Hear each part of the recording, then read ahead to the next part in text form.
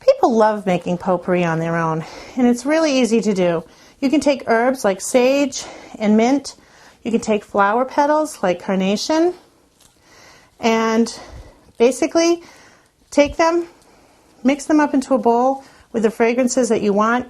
Rose petals, you can use lilac, you can use cinnamon, and take it, mix them all up, spread it on a cookie sheet, and put it in a low oven, maybe like 200 or just warm, for a good couple of hours. It's probably going to take about 3 hours to dry out completely.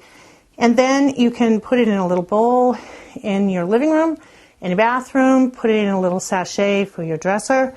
And if you really want, you can use essential oils and put a couple of drops of that in there. You can use pine leaves or pine cones and mix and match. Use your natural stuff, put a couple of essential oils in there, and you have a custom blended potpourri that's all natural. No dyes, no colors, no chemical fragrances. And use that all over your house to make your house smell great and fresh. And that's how you make potpourri.